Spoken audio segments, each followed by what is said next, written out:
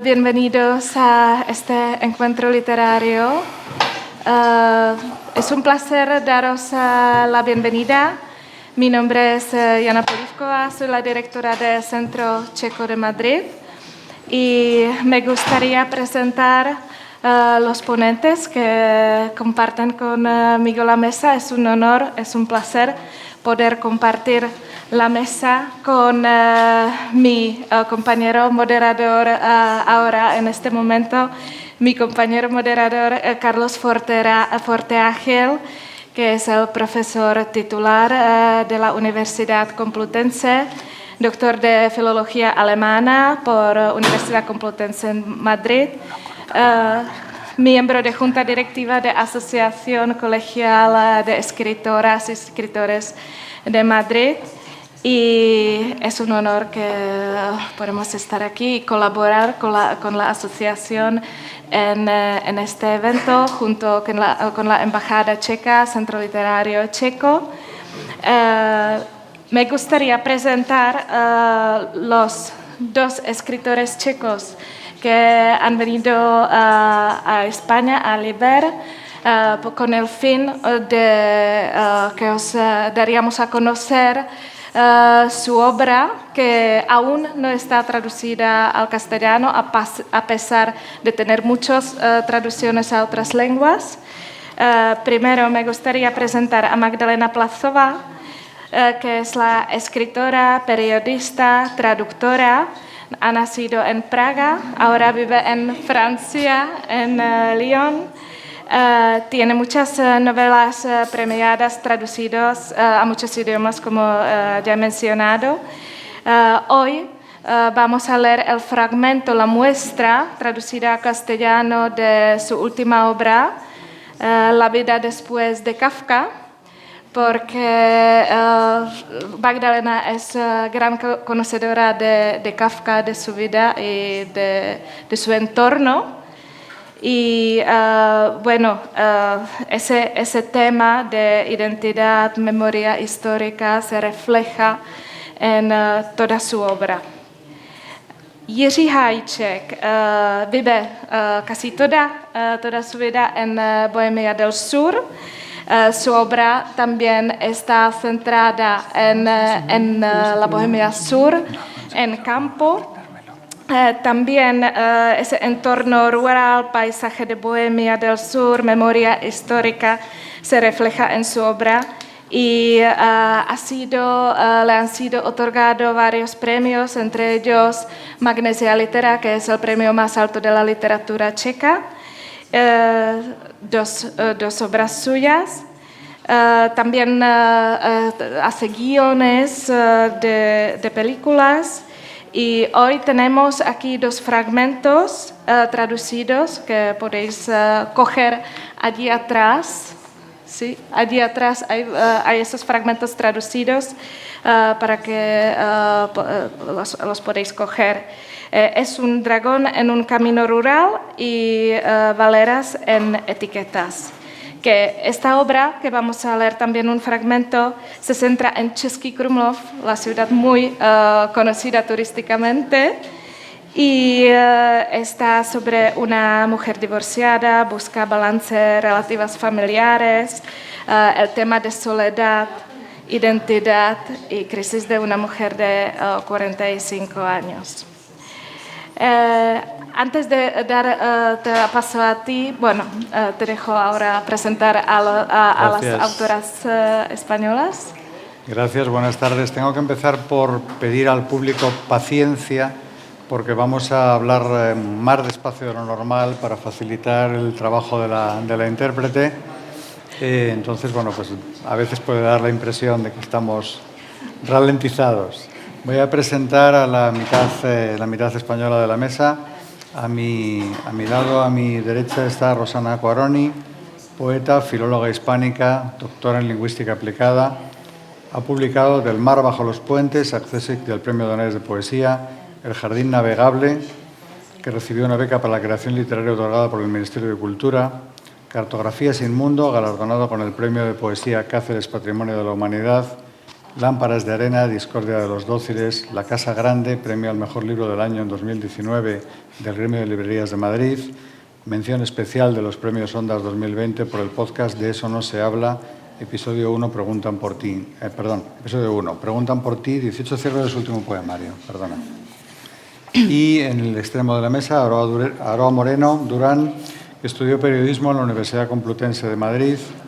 Es autora de las novelas La hija del comunista, galardonada con el premio Ojo Crítico a la mejor novela del año en 2017 y traducida hasta la fecha a 7 lenguas. La Bajamar, merecedora del premio Gran Continent 2022 y traducida a 5 lenguas. Y Mañana matarán a Daniel, del presente año. Y de los libros de poemas, 20 años sin lápices nuevos, Jet Lag y Todavía una noche, y una biografía ilustrada de Almudena Grandes. Sí, y Silva Fischerová, la autora que debería haber estado con nosotros hoy, no pudo venir porque tuvo un accidente, pero está bien, pero no pudo viajar. Pero también su fragmento traducido está disponible allí, que podéis cogerlo. Al final también hablaríamos un poquito, o si no nos da tiempo, luego en el stand checo que está en 14H10. Habrá un encuentro informal para poder hablar también sobre las subvenciones que otorga el Centro Literario Checa a las obras, a traducciones, las residencias de traductores. Allí sí que podéis presentar a nuestra compañera Alžběta, que está aquí, y Zmrzlíková. Y sí que estáis muy invitados, más que bienvenidos a nuestro stand Checo 14H10, donde nos veremos todos. Y ahora sí, podemos leer el fragmento de La vida después de Kafka, de Magdalena Plasová. Voy a leer el breve fragmento, lo voy a leer a ritmo normal porque no necesita que se lo traduzca. Mucho más adelante, ya estaba casado y tenía sus propios pequeños secretos, entendió que él había estado todo el tiempo con ellos, los susurros de su madre con Greta, la palabra congelada en los labios de la tía Elsa, los libros que emergían en secreto y desaparecían antes de que nadie pudiera cogerlos. Recuerda con precisión el día que supo de ellos. Era el año 38 en Los Ángeles. La tía Sophie lo invitó a un helado en una pastelería de Pico y tan pronto pidieron, sacó un libro del bolso y lo dejó sobre la mesa de mármol entre ellos. Era un libro alemán. Conoció a su autor, hermano de la tía Sophie, solo de los relatos. No recordaba sus visitas en Victoria-Luise-Platz. Este libro, dijo la tía Sophie, se publicó en Praga y en él también sale tu madre. Agarró el libro y lo hojeó. La biografía de un escritor del que nunca había leído nada. Franz Kafka era el mejor amigo de Max, se conocían desde la infancia. Durante un tiempo venía a casa casi cada día. Y en esa época, mucho antes de que nacierais tú o Lili, conoció a tu madre en casa. Había ido a visitar a Elsa a Budapest, o la habían enviado a Viena por trabajo, ya no sé. Fui allí a cenar y Kafka casualmente también vino. Así pasó. Empezaron a escribirse, se prometieron, pero estalló la guerra y la boda quedó en nada. Al final, Franz se puso enfermo de tuberculosis y pronto murió, y tu madre se casó felizmente con tu padre. Kafka era un hombre amable y muy culto, continuó la tía Sophie. Max siempre aseguraba que era un genio, pero eso yo no puedo juzgarlo. Seguro que no es literatura para cualquiera, aunque en Alemania ahora por lo visto es muy conocido, sobre todo gracias a Max, que se ocupa de su legado. Quiero que te enteres por mí, dijo, porque tarde o temprano alguien te advertirá sobre este libro. No entiendo por qué Max tuvo que sacar estos asuntos personales, por qué arrastra a gente viva por la literatura. Hablaré también con Lili, no quiero que tengas la impresión de que vuestra madre os oculta algo. No deberéis preguntarle nada ni a ella ni a tu padre. Tú ni te imaginas, dijo, lo valiente que es tu madre y todo lo que hizo por sus padres y por Freddy, Erna y Elsa, por supuesto, cómo se sacrificó.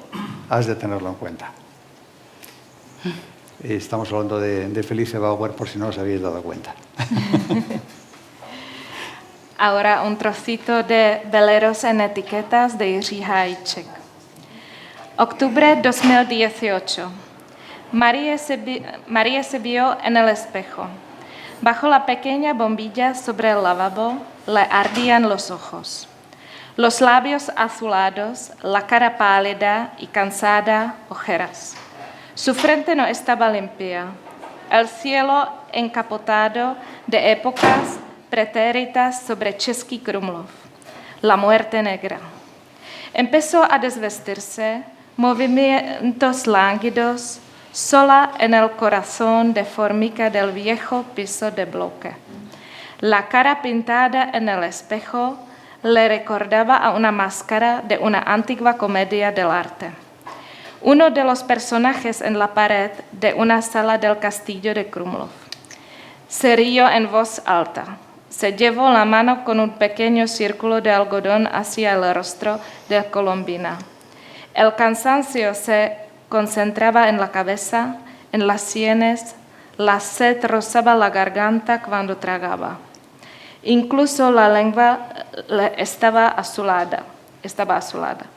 De repente, el sonido brusco del teléfono desgarró sus nervios.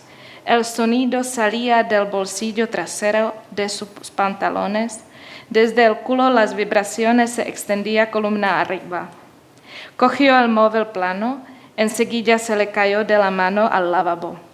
La cerámica amarillenta estaba seca.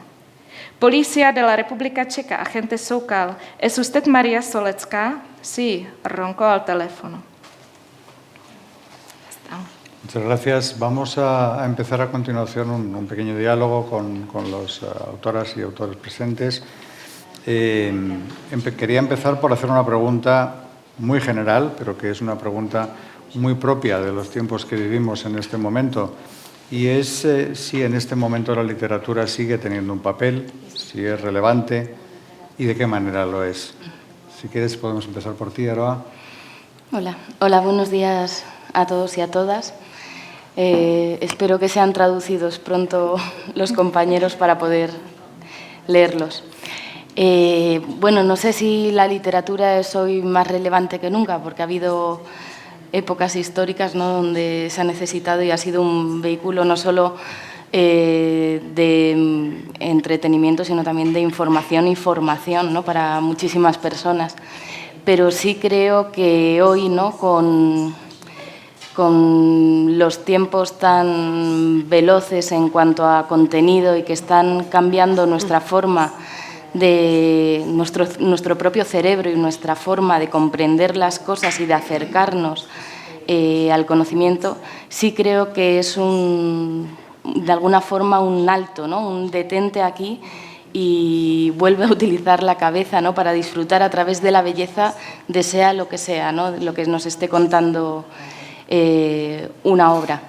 También pienso que en estos tiempos, cuando se está borrando, ¿no?, borrando o difuminando la historia, ¿no?, a conveniencia de según qué gobiernos, me parece interesante el punto de vista de la literatura como expresión de lo que sucedió en el pasado. Y también por eso, ¿no?, me parece que es interesante como un lugar para entrenar el pensamiento crítico. Porque creo que ahora mismo todo está tendiendo a ser simplificado y en esa simplificación se abren fisuras por las que se cuelan discursos que a mí me parecen muy peligrosos. Muchas gracias. Gracias. Continuamos por Giri.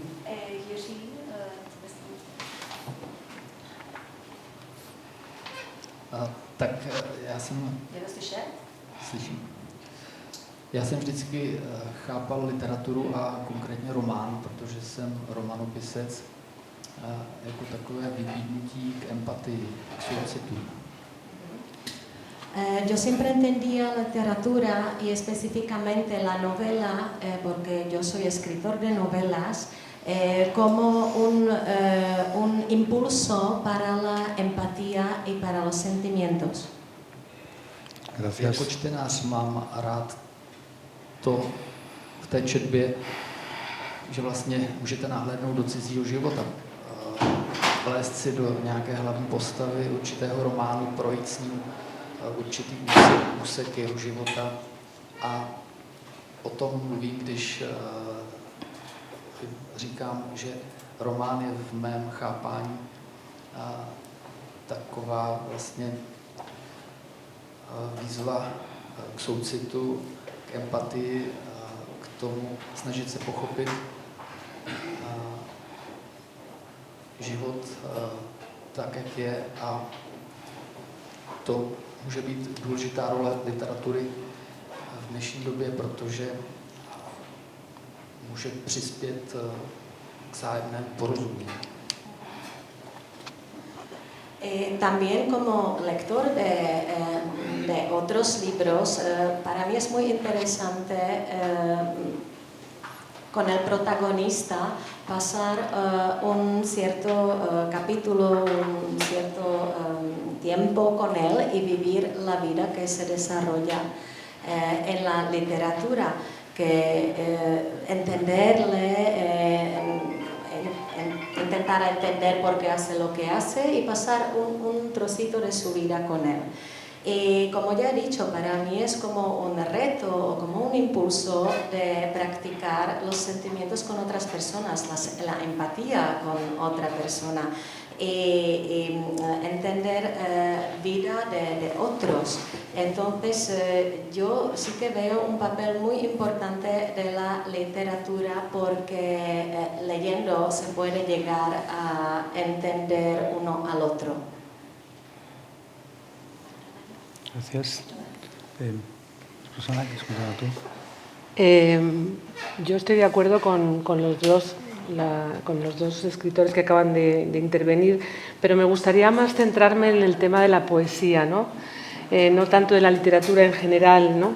Ida Vitale dice que la poesía es un fruto necesario para el hambre de alguien. Y yo tengo que confesar que ante la pregunta que nos planteaba Carlos, yo venía aquí pensando que iba a ser muy complicado después de, bueno, ya lo dijo Adorno, ¿no? Después de Auschwitz es muy difícil pensar en escribir poesía, casi no es posible la poesía. Después de Gaza, después de Ucrania, para Europa es complicado poder pensar que la poesía va a seguir adelante, ¿no? Es un momento tan sombrío. Y yo venía pensando defender un poco esa tesis, ¿no? De que la poesía tenía poco que aportar, ¿no? Y sin embargo he asistido a la conferencia de una traductora y escritora ucraniana que ha sido justo antes de este acto, y ella nos ha estado relatando y nos ha estado contando la función que estaba teniendo la poesía y la presencia que estaba teniendo en Ucrania en estos momentos de guerra, de destrucción, y realmente he vuelto a darme cuenta de que es todo lo contrario. Es decir, la poesía es una manera de tender puentes, ¿no?, hacia la emoción. Ella decía de la importancia que tiene para el pueblo ucraniano para sentir cierta normalidad, ¿no?, cómo acudían a las pocas librerías que todavía están en pie en la ciudad de Kiev, ¿no? Y a mí realmente me ha emocionado y me ha parecido, por un lado, sorprendente y por otro lado muy esperanzador. Entonces creo que la poesía y estos intercambios con la poesía centroeuropea, ¿no?, creo que son en este momento para Europa importantísimos para volver a tejer un poco esa esperanza y ese compromiso con los derechos humanos y con el pensamiento crítico y la palabra, ¿no?, nuevamente. Muchas gracias. Elena. No, všechno bylo v podstatě řečeno. Těžké k tomu něco dodat, snad jenom... Chcete to přeložit? Když tak řekněte jenom Bueno, me parece que todo se acaba de decir aquí, que son pensamientos muy relevantes. Quizás podría añadir unas pinceladas. Jenom snad, že to psaní je jedna věc se dívat na relevanci literatury zvenku a něco jiného se na to dívat z pozice toho člověka, který píše. A v tom smyslu vlastně to psaní, si myslím, i románu nebo i poezie je i taková vlastně vzpoura, nebo je to prostě vzpoura té subjektivity toho, co já potřebuji říct, jak potřebuji odpovědět tomu světu, je to prostor, který vytváří subjektivita toho autora proti vlastně tomu naprosto agresivnímu a jako ohlušujícímu hluku, který přichází zvenku. Yo creo que hay que distinguir la relevancia de la literatura desde fuera, mirándola desde fuera, y la relevancia de la literatura de la posición de la persona que está escribiendo la literatura. Yo creo que la escritura, sea de novelas o de poesía, pues para mí es como un levantamiento, una rebeldía de la subjetividad, de lo que yo necesito decir y responder al mundo que me rodea. Porque se trata de mi subjetividad contra el ruido agresivo que está afuera. A je to i nejen proti té agresivitě a tomu hluku, ale taky proti tomu tlaku, obrovskému komerčnímu, existenčnímu tlaku, který je vyvíjen, protože tahle doba nepřeje krásné literatuře ani poezii, nepřeje subjektivitě. Je to úplně naopak, takže je to vlastně taková cesta proti proudu a ten spisovatel je v tomhle smyslu trošku takový ledoborec, který třeba razí cestu a dalším lidem, kteří prostě nezapomněli na to, že mají taky duši. Es un levantamiento no solo contra la agresividad, contra el ruido del mundo, pero también contra la presión comercial, presión existencial, porque digamos que hoy en día la época no es favorable a la subjetividad, no es favorable para escribir poesía, para escribir la literatura, novelas bellas, digamos. El escritor o la persona que escribe está yendo el camino contra la corriente. El escritor es casi un rompehielos, o no sé ahora cómo se llaman los barcos. Muy bien. Que está haciendo el camino para también el resto de personas un poquito.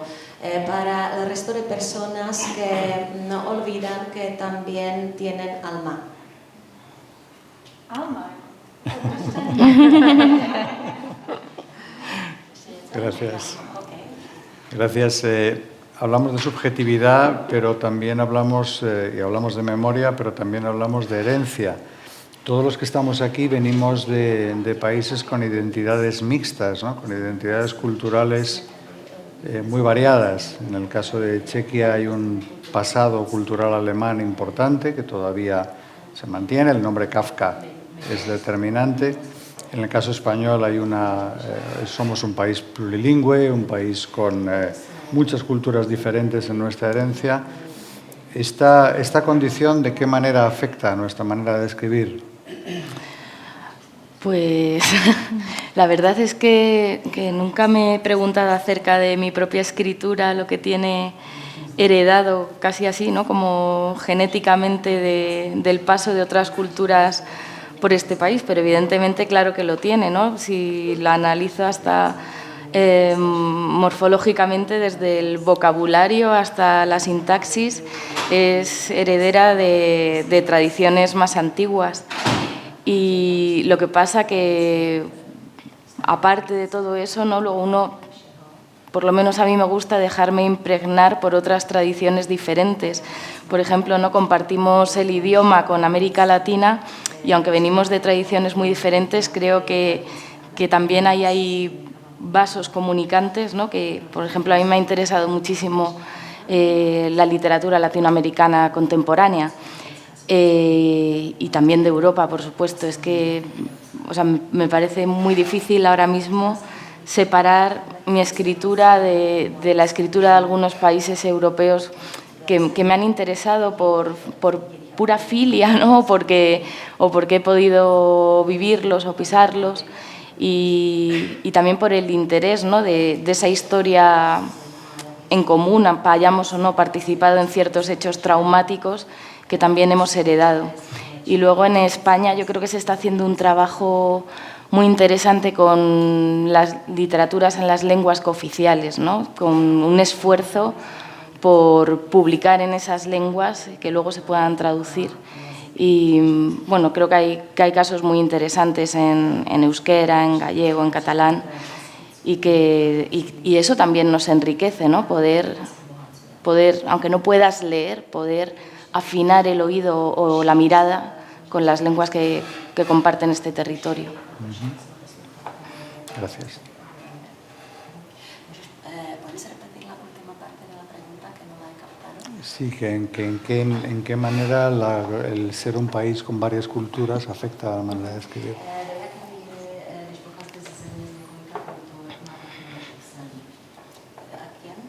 Ayer, sí. No, tak už tam máme hodně německých že prostě nabere jsme z několika jazyčných prostředí, jestli to nějak ovlivňuje psaní. Tak já pocházím z jižních Čech, z Českých Budějovic, a u nás byl vždycky v tomhle prostoru ten německý živel, německojazyčný živel, a ještě dnes pamětníci v Českých Budějovicích vzpomínají na ty doby.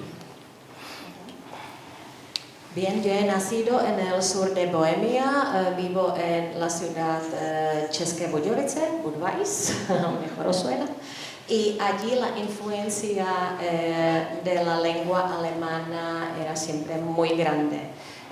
Los que se acuerdan de los tiempos más antiguos, pues se acuerdan también de esta gran influencia.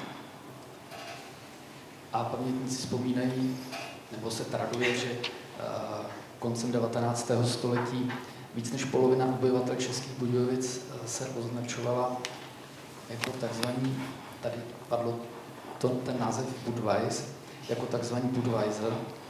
To znamená, to byli lidé, kteří s Němci mluvili německy a s Čechy česky. Takže ty dva jazyky tam samozřejmě žili spolu, a v té samé době, když přeskočím k Franzi Kafkovi, to samé existovalo v Praze a Franz Kafka sice psal výlučně německy, ale je dobře známo, že zároveň mluvil plně česky. To je ta naše tradice dvou jazyků. Bien, los que pueden recordar los tiempos antiguos dicen, se dice, que a finales del siglo XIX la mitad de los habitantes de la ciudad de České Budějovice, que eran Budweiser, pues con los alemanes se hablaba en alemán, con los checos se hablaba en checo, y estos dos idiomas convivían perfectamente juntos. En la misma época, y volviendo a Franz Kafka, lo mismo pasaba en Praga. Franz Kafka escribía en alemán, pero se sabe perfectamente que hablaba a la perfección el checo. Entonces, siempre estos dos idiomas en nuestro país convivían.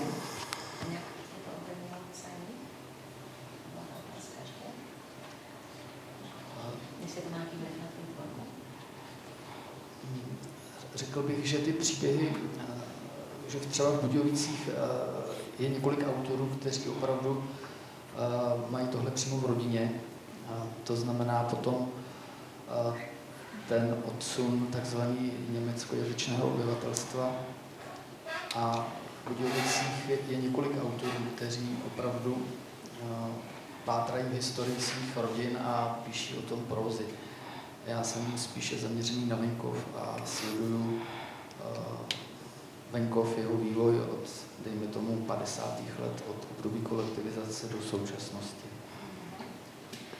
Bien, en mi ciudad, České Budějovice, hay varios autores que tienen luego dentro de su propia familia gente que hablaban alemán, que hablaban checo, y después de la Segunda Guerra Mundial, pues cuando los alemanes fueron expulsados, que fue un gran trauma para estas familias, pues están buscando en la historia y tienen muchas novelas sobre el tema ese traumático. No obstante, yo escribo más bien, mis novelas se desarrollan en ambientes rurales, tratan su desarrollo más o menos desde los años 50, cuando pasó en nuestro país la llamada colectivización del campo rural. Rosana. Bueno, yo creo que sí, que tenemos bastantes cuestiones en común, a pesar de la distancia y sobre todo de la distancia lingüística. Yo en el aspecto profesional me dedico a la enseñanza del español en la Complutense como lengua extranjera y estoy muy acostumbrada a trabajar con alumnos con clases multiculturales, ¿no? Por lo tanto, me interesa mucho cualquier influencia que venga del plurilingüismo y claro, por supuesto, reconozco que es importantísimo, sobre todo para luchar contra este discurso único, ¿no? Que nos están imponiendo desde las inteligencias artificiales o desde las tendencias políticas, ¿no? En algunos casos. Yo creo que una de las cuestiones interesantes es la variedad lingüística, ¿no? Este plurilingüismo tanto de Chequia como de España y la importancia que tienen los traductores para poder hacer posible que la literatura checa en checo llegue más allá de sus fronteras, ¿no? Recuerdo, por ejemplo, en España el caso del euskera, que es una lengua, es una joya lingüística porque es una lengua prerrománica y fíjense ustedes, el primer premio nacional de poesía de una poeta que escribe en euskera fue hace 3 años con Mirenagur Meave, con un libro que se titula Cómo guardar ceniza en el pecho. Fijaos la de décadas que ha habido que esperar y no hubiera sido posible si ese libro no hubiera sido traducido al castellano, ¿no? Entonces, creo que no hubiera sido posible, hubiera sido, claro, si ese libro no le hubiera llegado al jurado traducido al castellano, ¿no? Entonces, creo que es importante esa coincidencia, ¿no? Porque el checo también estuvo muy relegado, el alemán era la lengua quizá más literaria, ¿no? En muchos momentos de la historia de Chequia, ¿no? Entonces creo que ese es un punto importante.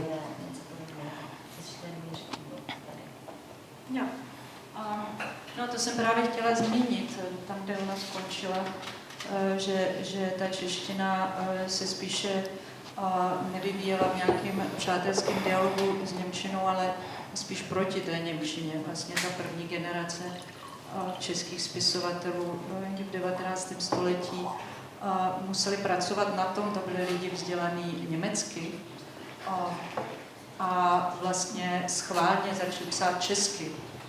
Bylo to vlastně gesto proti německému jazyku a proti Rakousku-Uhersku.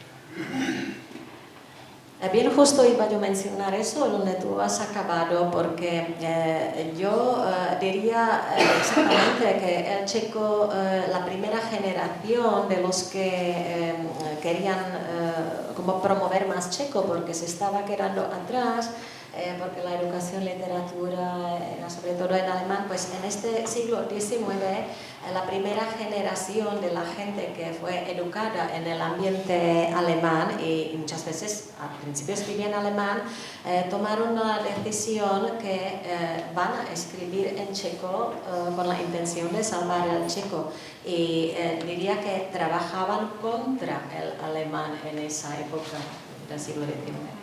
Oni vlastně vytvářeli tu spisovnou češtinu při tom, jak psali, tam nebyly ani daný ty pravidla, jako Němcová, že si to vlastně vytvářeli, ten jazyk. A ještě druhá věc je taky, že hrozně samozřejmě úplně jiná perspektiva velkého jazyka, jako je španělština, a malého jazyka, jako je čeština, která je vlastně skutečně spíš z té pozice třeba katalánštiny.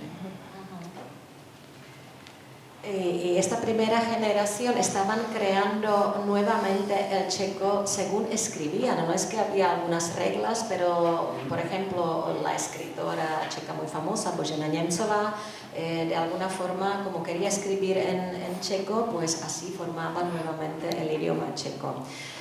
También es muy importante la perspectiva, porque vuestra perspectiva de un idioma grande, digamos, es muy diferente de la perspectiva de un idioma pequeño como es el checo. Yo lo compararía mejor como con la perspectiva del idioma catalán aquí en España. A jinak v tom osobním jako psaní, tak já žiju vlastně mezi češtinou, francouzštinou a angličtinou denně. A musím říct, že to je hrozně obohacující pozice. Samozřejmě člověk trošku se mu komplikuje ten spontánní přístup k tomu jeho jazyku. Ten jeho jazyk se stává takový jako osobnější. Ale zároveň vás napadají věci v těch jiných jazycích, které mají jiné možnosti, a pak se vlastně snažíte to vyjádřit v tom svém jazyce, takže tam je i ta simultánní práce vlastně toho sebepřekládání. Bueno, en cuanto a mi trabajo personal, pues yo vivo mi día a día entre tres idiomas, entre el checo, entre el francés y entre el inglés. Tengo que decir que es una posición muy enriquecedora. La verdad que se complica un poquito la expresión espontánea de un idioma. Se convierte un poquito en la expresión más personalizada, digamos, pero por otra parte en los otros idiomas os ocurren cosas y las posibilidades que tienen, que uno empieza a pensar cómo lo expresaría en mi idioma, que no tiene esa posibilidad. Entonces simultáneamente, de alguna forma, me estoy traduciendo yo misma en muchos aspectos. Es muy interesante lo que ha salido a colación con la cuestión de las traducciones y eso me lleva precisamente a pensar en el papel de la literatura como puente, en el papel del traductor como puente entre culturas. Y quería preguntaros, puesto que parte de vosotros al menos habéis tenido la experiencia de ser traducidos y de vivir en otra cultura, ¿qué me podéis decir acerca de cuál es vuestra aspiración cuando pensáis en ser traducidos, en convertir la voz local en voz universal, ¿no? Pues para mí ser traducida a otras lenguas ha sido una de las experiencias más bonitas que me ha traído escribir. Después de conseguir que te publiquen, que siempre sigue siendo como un asombro cada vez que vuelva a suceder, pensar que tus libros tienen vida en otros países que proceden de otras tradiciones, no sé, a veces me imagino como los libros por ahí, de viaje sin mí. Por ejemplo, con La hija del comunista, que es una novela que sucede en Alemania, en la República Democrática Alemana. Me parecía como natural la traducción, pero, por ejemplo, sentí un poco de miedo de la lectura que podía darle Alemania a mi novela. Y cuando la novela se leyó allí y todo fue bien, pues fue como, qué bien, ¿no? Porque de alguna forma era una parte de su propia historia que no estaba contada en nuestra historia española, ese exilio en concreto, y no estaba contado dentro de Alemania, que esas personas estaban allí y no constaban en ninguna parte. Entonces fue bonito y con la segunda novela, con La bajamar, a mí me dieron un premio que se llama Gran Continent al mejor relato europeo y tenía que ver como con la herencia de la memoria, ¿no? Y me parecía también, fue bueno, recibirlo fue precioso, pero también por cómo puede entenderlo, no lo sé, una mujer, una lectora rusa, ¿no? Cómo hacer una historia que sucede en Euskadi durante 100 años, llevárselo a su propio territorio, a sus propias vivencias, y que esa novela también le diga cosas acerca de la transmisión de la memoria, en este caso entre generaciones de mujeres. Pero es la magia, ¿no?, de la literatura, que cuentas lo que sucede en una ría, en un pueblo, junto a una ría en el País Vasco, y de pronto, pues en Estocolmo, alguien lo entiende perfectamente y lo hace suyo.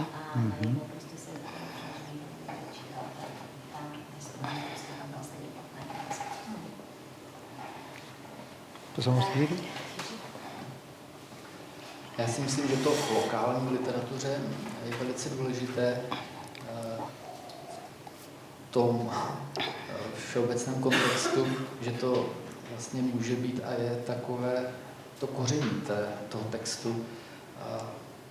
A to můžou ocenit právě lidé v jiných koutech světa. Já mám dobrého nakladatele v Německu například a vím, že romány a ta témata, která vycházejí třeba z Jižních Čech, stavba jaderné elektrárny Temelín a zánik obcí kolem, nebo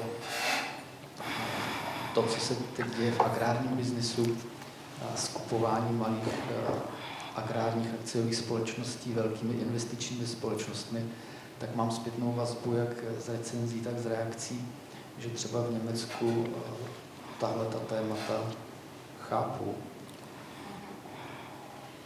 Yo estoy convencido que los elementos locales en la literatura al final son como especies cuando esta literatura se traduce a otros idiomas, a otros territorios. Creo que el lector en otros países sí que valora cuando hay elementos que sí que salen de una literatura local. Yo tengo una gran experiencia en Alemania, donde mi editor es maravilloso, y tengo de las reseñas y de las críticas que son muy positivas, pues sé que los temas que salen de la Bohemia del Sur, que es donde se desarrolla la mayoría de mis novelas, como por ejemplo como el tema de la fábrica de electricidad de núcleo Temelín, radioactiva, no, ahí se me olvida ya, pues es cuando se empezó a construir allí Temelín, pues que tuvieron que desalojar muchos pueblos alrededor y dejaron de existir.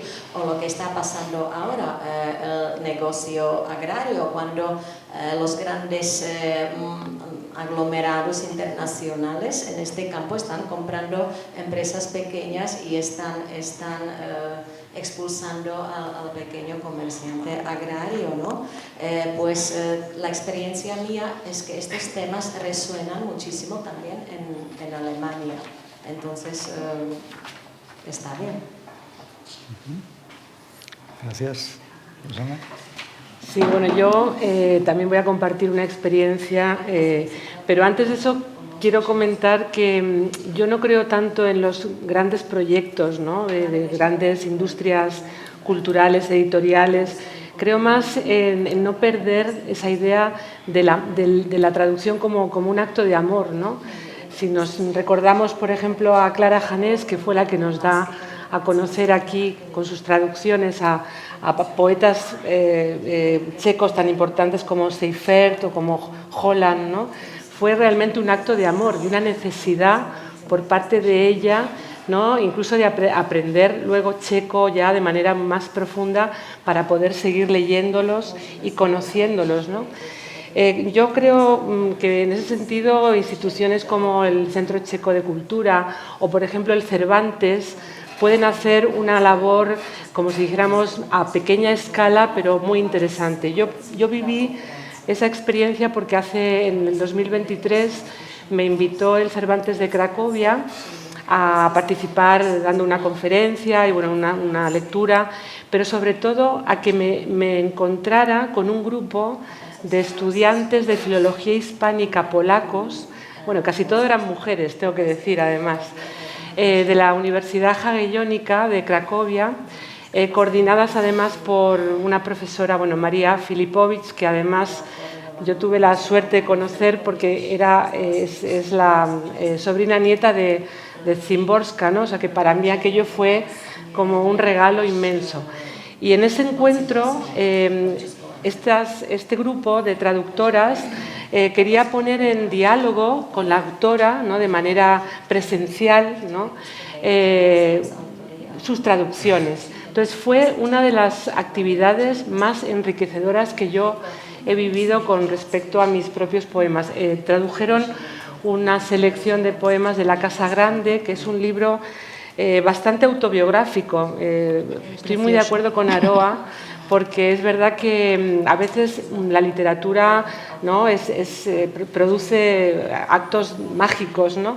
¿Cómo es posible que el libro más autobiográfico que yo he escrito pueda tener esa resonancia más allá del español, ¿no? Es decir, cómo hay algo que es universal, hay algo que se transmite más allá de lo local, ¿no?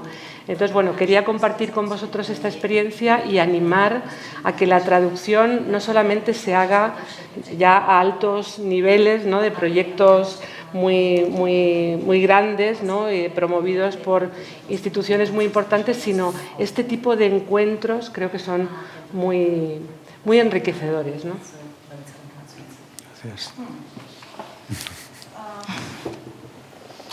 Já bych zase navázala trochu na to, co říkala Rossana. Tam padly dvě důležité slova, a to byla v souvislosti s překladama, a to byla láska a magie. Me gustaría volver a enlazar a lo que ha dicho Rossana, porque se han dicho dos palabras muy importantes, y eso es el amor y la magia. A ráda bych vám tady rychle řekla takový příběh, který jsem ještě nikdy nikomu neřekla. Y me gustaría contaros aquí brevemente una historia que hasta ahora no he contado a nadie. Tahle knížka Život po Kafkovi má vlastně začátek před mnoha lety, když španělská básnířka a překladatelka Clara Yanes si zapomněla při své návštěvě Prahy kabát u někoho. El libro que pueden ver aquí, La vida después de Kafka, que es la traducción literal, empezó hace muchísimos años y empezó con la poetisa y traductora muy famosa aquí en España, Clara Yanes. Estuvo hace años en Praga y se le olvidó un abrigo. Clara Yanes překládala Holana, měla k němu úžasně intimní magický vztah a napsala potom knížku, která se jmenuje Hlas Ofélie. A tehdy, ale to bylo zase ještě až potom, ale tehdy, když si zapomněla ten kabát, tak tehdy mladá překladatelka a později ředitelka Českého centra v Madridu Adriana Krásová, jí byl ten kabát svěřen, aby ho Kláře Yanes odnesla. Bien, Clara Yanes, entre otras cosas, tradujo casi la obra completa de Vladimír Holan, uno de los poetas más famosos de Chequia, y se han encontrado personalmente, tenía una relación muy íntima, muy mágica, y a raíz de ese encuentro escribió su propio libro que se llama La voz de Ofelia. Pero eso pasó después, pero cuando se le olvidó el abrigo en Praga, entonces una traductora joven que luego se convirtió en la directora de aquí, del Centro Checo de Madrid, Adriana Krásová. Adriana Krásová navštívila Kláru Yanes s tím kabátem a vznikl mezi nimi velmi přátelský, silný vztah. A Adriana potom přeložila tuhle knihu Hlas Ofélie která se mě jako mladé, tehdy poměrně mladé ještě redaktorce Respektu dostala do ruky a velice mě oslovila a já jsem na ní napsala recenzi. Y esta joven traductora Adriana Krasova fue encargada, porque tenía un viaje a Madrid, para entregar este abrigo olvidado de Clara Janes. Se encontraron, se han caído muy bien, surgió una relación casi de toda la vida con ella muy íntima y bueno, muy fructífera. Más tarde Adriana también tradujo el libro de Clara Janes, La voz de Ofelia, y yo entonces, relativamente joven redactora en la revista checa Respekt, escribí una reseña sobre ese libro porque me ha encantado. A protože ta kniha je skutečně magická, oslovila mě, tak ta recenze byla taky velice, myslím, se mi povedla. A na základě téhle recenze mě zavolal Jiří Pehe, který byl ředitel New York University v Praze, a kterého jsem předtím žádala o práci, ještě než jsem byla v Respektu. A zavolal mě a říkal: Magdaleno, já jsem si četl tu vaši recenzi o té Klaře Janes a to je opravdu dobrý. A my tady teď se nám uvolnil kurz o Kafkovi, nechcete ho učit? Bien, y como realmente el libro es mágico, yo escribí la reseña sobre él, también muy mágica, diría yo, que me salió bastante buena la reseña. Y me llama entonces el director de la New York University of Prague, Jiří Pehe, y yo le había pedido el trabajo antes, pero sin mucho éxito. Y él leyó la reseña y dijo: Magdalena, pero esa reseña que usted había escrito es una maravilla. Estamos abriendo un curso sobre Franz Kafka, ¿no quiere llevarlo? A já jsem říkala: já toho moc o Kafkovi nevím. A on říká: to nevadí, to se doučíte. Hlavně, že já vidím, že vy to dokážete na základě té recenze. A takhle já jsem začala učit kurz o Kafkovi, pak jsem několik let se věnovala Kafkovi, pak jsem se přestěhovala do New Yorku, tam jsem zase učila ten kurz o Kafkovi a pak mě napadlo vlastně hledat rodinu té Felice Bauerové a z toho vznikl tenhle román. Y entonces yo dije, pero es que yo no sé mucho sobre Kafka. Y ella dijo: no importa, pues que escribes tan bien las reseñas, tú eres capaz de aprenderlo muy rápido, tú puedes llevar el curso. Así que empecé a llevar el curso sobre Kafka. Luego me mudé a Nueva York, allí seguí dando el curso sobre Kafka, mientras tanto sabía sobre él cada vez más. Y se me ocurrió buscar un poquito en la historia de Felice y todo eso, y así surgió el libro que tienen delante.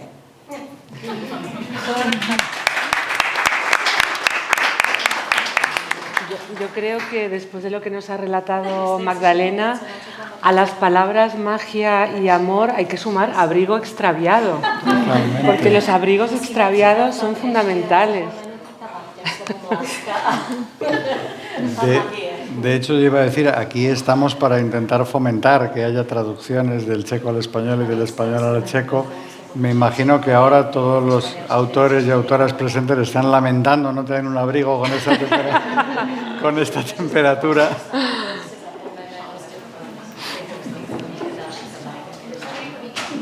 Pero yo quería saber, y ya con esto cerraríamos, quizá podemos dar paso... Aún nos quedan 10-15 minutos. Sí, pero pensaba si podíamos dar paso al público después. Claro que sí. Entonces, solamente quería hacer una última pregunta enlazando con esto, y es si en este momento tenéis noticia más o menos de que haya posibilidades de traducir vuestras obras al checo o del checo al español. Si sabéis, tenéis algún proyecto que se pueda contar. Yo la verdad que no tengo noticias. Pues entonces, por favor, de escuchen. ninguna de las 3 novelas, así que... Yo he traído abrigo, en cualquier caso. Puedo de pronto...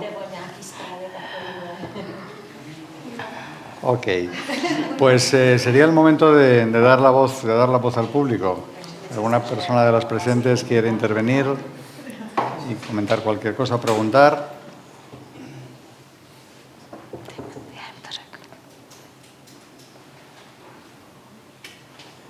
No, Ahí hay una intervención. Se aguanta el silencio, siempre se le hace. Bueno, yo hice una propuesta de teoría a romper el hielo que fue muy aplaudida por el numeroso público que nos acompañaba. No sé si ella se acuerda.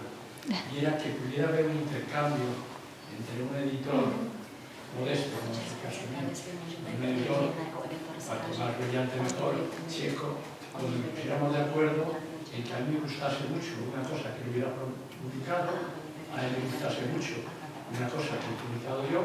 En ese caso podíamos hacer un trueque en vez de ser dos. Un trato con ese trueque, porque a lo mejor eso animaba a otros a tener experiencias iguales y se habría mercado. Y ya digo que aunque había poca gente, pero es verdad que creo que es una idea que podemos tener en cuenta. Yo creo que incluso tomaron nota por escrito y todo. Puede ser eso, que también a mí se me ocurrió esa idea, pero la regalo para cualquiera que la quiera. Muchas gracias. ¿Alguna otra intervención? ¿No tenemos otro micrófono? No, solamente este. Bueno, voy a traducir para los editores čechos, que no entienden español, aunque la majoria que tenemos aquí en el publiku. Tady padla otázka, to je španělský nakladatel, už ji vlastně položil i včera v prostoru Agora, že on by strašně rád vydal českého spisovatele po dohodě s nějakým českým nakladatelstvím, které by zas vydalo jeho španělského spisovatele. Myslí si, že je to velice dobrá praxe, pokud se samozřejmě dohodnete na tématu a budete souhlasit s oběma, tak nic, jenom tady se prostě chtěla zeptat. Jo, jestli je tady někdo z nakladatelů, který chcete rovnou na toto odpovědět, jak vidíte tady tuhle výměnu. Mira, yo soy muy escéptica porque lo hemos tratado eso, pero es llegar con el proceso y como buscar la pareja apropiada, eso no es así fácil, siempre es más fácil tratar de... Y también el proceso de la editorial, de todas las cosas, que no siempre está sincronizado, pues es por nuestra perspectiva de editorial Argus es más fácil hacer un trato unilateral y después desarrollarlo personalmente y así, porque no digo que no es posible, no es viable, pero me parece como de la práctica bastante complicado, también con el paso de tiempo y cosas así, con la praxis real, pues no sé, pero puede abrir los puertos, eso sí. Yo lo daba a más. ¿Había otra intervención por ahí? ¿Otra pregunta? Sí. Santiago. Hola, buenos días. Me he dedicado a las cosas checas, por decirlo así, desde hace mucho tiempo. Por mi edad viví, claro, dramáticamente aquellos momentos del año 67-68, la caída de Novotny, el ascenso de Alexander Dubček y del presidente Svoboda. Entonces, había una pobreza, sigue habiendo pobreza, pero había una pobreza enorme de traducciones del checo al castellano, a nuestro idioma o a cualquiera de los otros idiomas de España. Tardó en venir, conocíamos los cuentos de La Malastrana de Jan Neruda, que, como saben ustedes, un poeta chileno llamado Ricardo Neftalí Reyes adaptó a su propio nombre, Pablo Neruda, ¿no? Conocíamos por una editorial argentina o mexicana La Confesión de Arthur London, pero no conocíamos de Arthur London Spanielsco, que eran sus memorias de... Yo las leí en francés, las tenía un familiar mío en París, las leí en francés, pero claro, eran tan antifranquistas, eran las memorias de alguien que había batallado en la guerra de España, Arthur London, y que luego fue precisamente procesado en el proceso Slansky por ello, fue uno de las víctimas del proceso Slansky. Muchos checos los hemos leído gracias a traducciones del alemán, como el famoso libro, el libro checo por excelencia, que es El soldado Zweig, ¿no? De Asek, La primera traducción era del alemán, ¿no? Y entonces llegó, antes del fenómeno Kundera, llegó una serie de novelas de Kundera cuando todavía Kundera no era conocido. Y era una de ellas, era Život-je-linda, si se dice así más o menos, la vida está en otra parte, la broma, el libro de la risa y el olvido, pero todavía no había publicado el libro que se llama El Boom Kundera, que es yo lo leí en francés la primera vez, no era la insostenible ligereza del ser, se llama. Insoportable levedad del ser. La sustenable la leí como tal, ¿no? Dice, ha hablado usted antes de esa especie de limpieza étnica en los Sudetes, en el norte. Claro, la cuestión es quién empezó antes. Desde el momento en que se destruyó el Imperio Austrohúngaro, todas esas pequeñas naciones eran víctimas de cualquier gigante cercano, fueran los rusos o fueran los alemanes. Entonces, recuerdo una novela de Hrabal, o Umil Hrabal, ¿no? ¿Se dice así? Sí, no, perfecto. Hrabal, sí. Yo servía al rey de Inglaterra, en el que sea precisamente el personaje represaliado, ¿no? Le mandan a vivir a los Sudetes a casas que están vacías y que todavía resuenan a alemanes. Pero hay que tener en cuenta que si la guerra terminó en el 45, en Europa en abril del 45, las limpiezas étnicas que se desarrollaron en toda Europa central hacia el este fueron generales. Ya no se podía vivir en la misma ciudad en la que antes había católicos, protestantes, husitas, judíos. No, tenía que vivir cada uno en un sitio distinto. La Europa que se conoció después del año 50, digamos, era irreconocible con respecto a la de 1914. Nosotros empezamos a recibir algunas películas checas. Conocimos, quiero decir, los que nos fijábamos en los títulos de crédito, vimos el nombre de Umil Hrabal por primera vez en una película de Gigi Menzel, que era Trenes rigurosamente vigilados, se llamaba. Por cierto, Menzel también es el autor de la novela, de la película Yo sería de Inglaterra, ¿no? Famosa por muchas cosas, pero no precisamente por las que quienes lo han visto pueden estar pensando, ¿eh?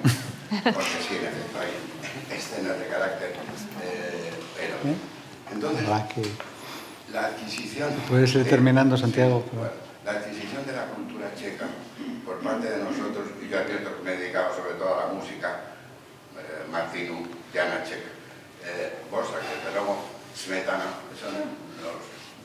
y hasta Vitka Kapralov, ¿no? Inclusive. Pero la adquisición, digamos, de lo checo ha sido muy a menudo a través de otros idiomas. Y quería llevar aquí una especie de protesta. Y es, ¿por qué no se traducen más autores checos? Porque es una lengua minoritaria, porque no la conoce nadie. Sí, sí. Me asombra tus conocimientos sobre la cultura, la literatura y música checa.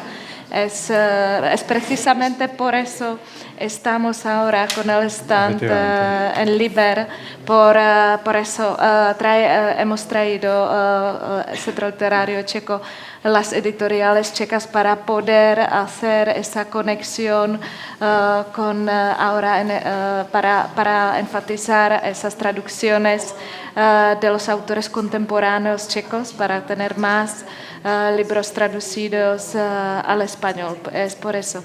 No sé si alguien de vosotros queréis comentar. ¿Añadir algo más? Muchas gracias. Pues a mí lo que me queda por mi parte es agradecer la presencia de los autoras y autores que han participado, Agradecer muy especialmente a la intérprete el trabajo, que tiene que estar agotada.